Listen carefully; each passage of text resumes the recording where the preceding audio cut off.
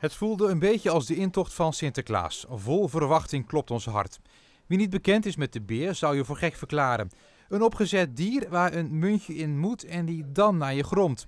Maar hier in stijl is de beer nog net niet heilig. Ik vind hem leuk. Ja, hij heeft iets aandoenlijks. Ja, als ik in het museum ben, ga ik even met hem op de foto en ja, hij kijkt gewoon heel leuk. Nou ja, dat is iets van heel vroeger, hè. Dat hoort bij stijl, bij de paters. Oh. Dat kan ik niet achterblijven natuurlijk. Is het mevrouw Koppes? Ja, het is hem. De oude goedzak vierde onlangs zijn 85-jarige verjaardag. Maar de ouderdom liet zijn sporen na. Hij verloor zijn brom en door het aanraken van de beer waren her en der slijtageplekken ontstaan.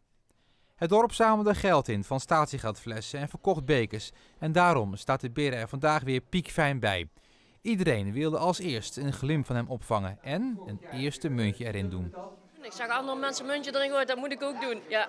Maar stiekem wilde ik het toch wel hoor. Toch wel even, maar ik kon hem niet goed horen. Helaas, het is te rumoerig. Dus als hij weer daar, ik weet niet waar ze hem neer gaan zetten. Maar als hij op de oude plaats gaat staan, dan ga ik zeker nog een keertje terug. Dan hoor je het iets beter op de gang. Dus ja. Nadat de eerste muntjes in de beer gestopt zijn, werd hij overgebracht naar zijn nieuwe plek. Een tevreden conservator is blij met zijn nieuwe vacht, waarbij stiekem ook wat geitenhuid bij zit. Maar ach, een kniesoor die daarop let. Er zat een slijtageplek en die is weggewerkt.